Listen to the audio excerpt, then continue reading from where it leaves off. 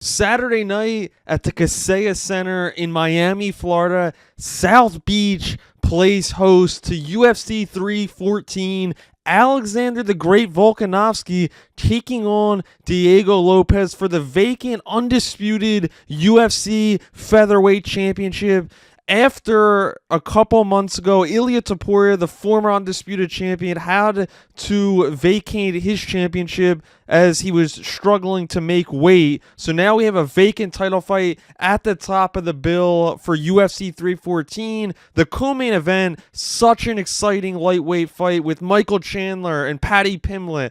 But I wanted to start here with the top or the beginning of this card and kind of go through it slowly. So we have Nikita Krylov taking on Dominic Reyes. Both guys are on win streaks. Dominic Reyes, after losing 4 straight fights, he has 2 straight knockouts. He knocked out Dustin Jacoby, knocked out Anthony Smith. And although Krylov might be the more versatile fighter, I give the edge here to Dominic Reyes. And in this fight, Krylov is the favorite at -162 on DraftKings Sportsbook. Dominic Reyes is +136. I favor Reyes in here. He is the taller fighter by 1 inch. I think if he just shows that calmness on the feet while dictating the pace of this fight, I just think he's a more powerful striker. His takedown defense has been good as of late, and I think if this fight takes place on the feet, Dominic Reyes, it's his fight to lose, and he's inching his way closer to being a contender once again at 205 pounds, so looking forward to that one. The second fight of the night,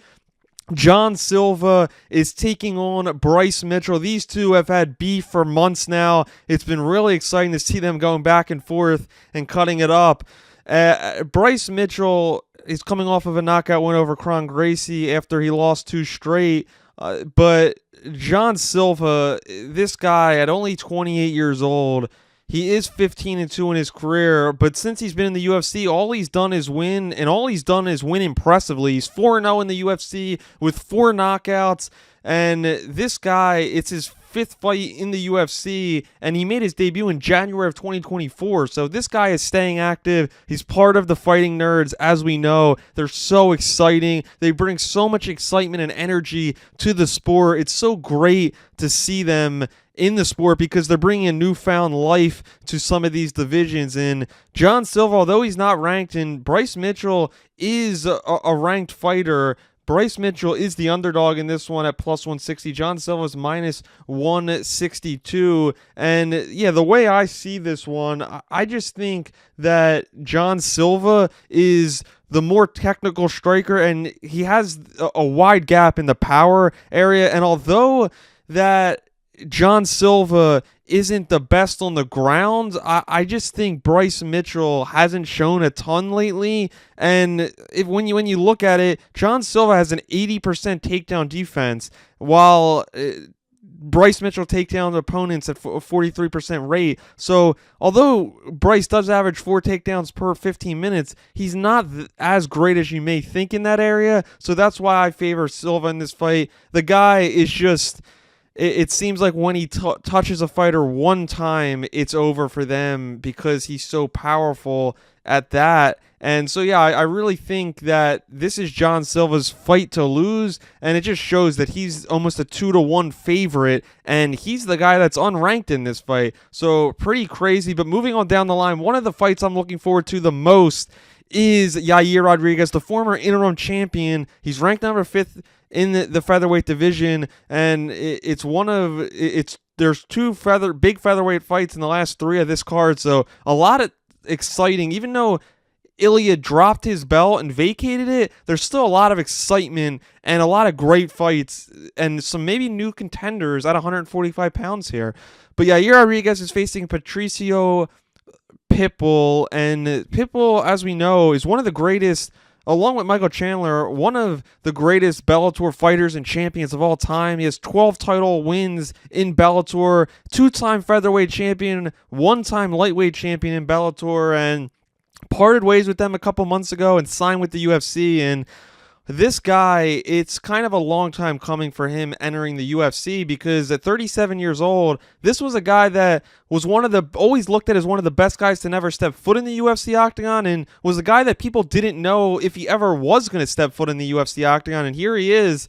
And this guy just does it all. He's great on the feet, really good on the ground, and possesses a lot of problems that he can throw at a lot of other fighters. And Yair Rodriguez does have the advantages. He's 6 inches taller. He has a 5.5-inch reach advantage, so big advantages. But Yair Rodriguez has struggled recently. He hasn't been able to find his winning ways, and he's lost 2 straight fights. He got submitted by Brian Ortega, knocked out by Volk, and is a guy that, although he's still in his early 20s, Yair Rodriguez is still trying to get back into title contention and just hasn't looked right recently. The odds on this fight, Yair Rodriguez is -192, while Patricio Pitbull is +160.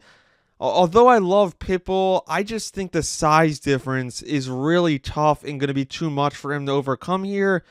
Because although I'll get into it in a minute with Volk with the height disadvantage, he makes it up for it with the reach, and Pitbull just doesn't really have that. I think Pitbull could win this fight, but yeah, you're such a talented striker that I think if he can, I think Pitbull will struggle a little bit to maybe get Yair down because he's a much larger opponent.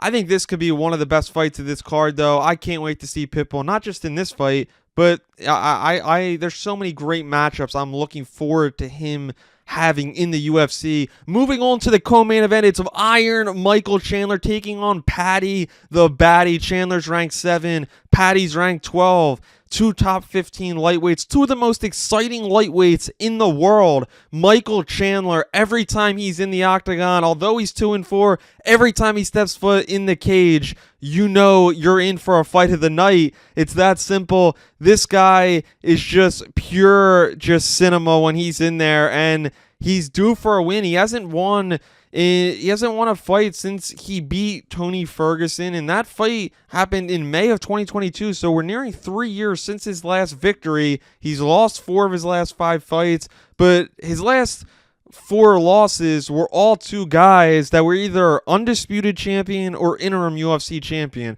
So he's literally fought top-notch opponents and future Hall of Fame opponents, with Charles Oliveira twice, with Gaethje, with Poirier. So now, to me, it's a step down in competition for him, and it's a big step up in competition for Paddy, because although he's undefeated in the UFC, and he did submit King Green a couple months ago in July, he hasn't faced someone as tough and as talented all around like Michael Chandler. Michael Chandler is one of the best lightweights in the world. Although he hasn't gotten the win column lately, he always is a tough out, and he always is a guy that can beat anyone on any given night, because this guy really puts in the work. You're not going to see many guys in better shape, guys that take it seriously all year round like Michael Chandler. And even at 38 years old, he is still talented. He's plus 124, as Paddy's the favorite at -148. The line has changed a lot in this one. Chandler opened, I believe, as the favorite in this one. Things have gone all over the place. The thing I see the most in this is just although Paddy has maybe the better all-around striking, Chandler's punches, a little bit like I mentioned with John Silva, when he touches somebody, it only takes a few to put him out. And I think the longer this fight goes, I think it could favor Chandler, because Paddy really hasn't been, he was in some close fights in the past, but not with an opponent like Chandler. So I think if Chandler makes this a gritty fight, I think Chandler can win this, and I'm going to go with Chandler to win this fight. I think he does need to mix in maybe some wrestling and some takedowns and keep Paddy on his toes, and I think he needs to be a little smarter when he's in the cage. It's frustrating watching Chandler because he's so talented in every area, but it just seems like every time he's in there, he just makes a mistake or two when he could have made something or could have, done something different. But I think this fight has Fight of the Night written all over it, as, like I mentioned, all of Chandler's fights do. Moving on to the main event, it's Alexander the Great Volkanovski taking on Diego Lopes. And Volkanovski, as we know, like Chandler, is on a losing streak of his own.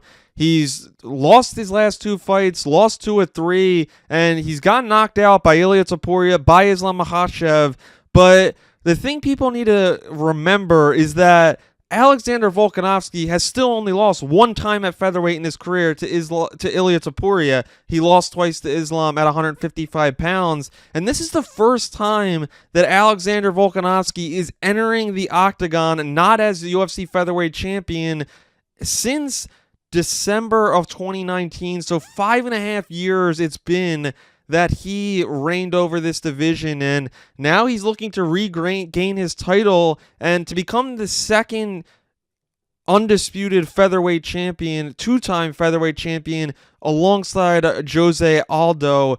He's the only guy that has done that, but guys that are coming off of a loss in a championship fight are 20-40-1, and fighters that are coming off of 2 losses fighting for a championship are 1-5. He's only the 7th fighter to ever fight for a title after losing 2 straight fights. So a little bit of foreseen circumstances, Gil, but Volk had this week. He has shown off that he looks shredded more than I've ever seen him. He looks in phenomenal shape. It looks like the over year off has done him well. It looks like he's rejuvenated. It looks like this is a kind of, new version of Volk. It's not the playful Volk as we saw the last fight or two. And I think that might be good for Volk. And the thing that a lot of guys, when they get older, they just talk about the present. Although he's staying focused on the present, Volk has talked about that he wants to go on another run. He wants to be active again as a champion. And I think that was good to see to me, because it says that he still has a lot of fight left in him. Although he's 36 and people are counting him out, Volk still could go on another run here. And like I said with Chandler taking a step down in competition, it's the same thing with Volk. Volk has fought Islam Makhachev, the number 1 pound-for-pound fighter in the world. Ilia Topuria, top 3 pound-for-pound fighter in the world.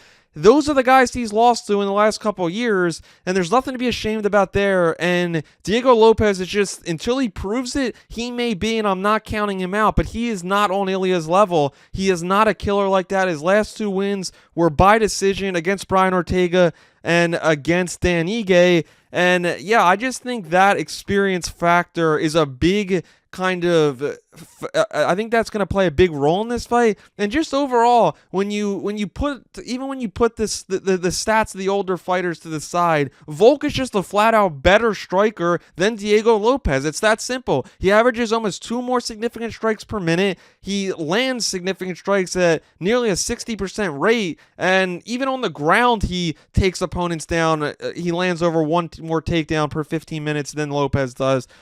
So all around, I think, although he is smaller, he's only an inch smaller with the reach advantage, which helps. And I just think Volk's a better fighter. I do. I think when you look at all of it, this is Volk's fight to lose. I look at this as Diego is the challenger. Volk's the former great champion looking to reclaim. And although he's not the active champion, he still is that legend. And Alexander Volkanovski is the favorite at -162, Lopes +136. I got Volk winning this fight. I think Volk can knock out Lopes and do it in impressive fashion. And I think, although Volk is the favorite, he still is being counted out. People are still wondering, what version of Volk will we get? I think we're going to get the OG version of Volk, the killer version of Alexander Volkanovski, who has proved time and time again that he was one of and is one of the best UFC featherweight champions of all time. But overall, this is an incredible card. UFC 314 takes place Saturday night in Miami, Florida. Thanks everybody for tuning in, and hit the subscribe button, and I'll see you next time.